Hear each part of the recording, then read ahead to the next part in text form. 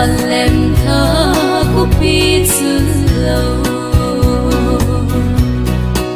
akul sung lang ka cha tuis alon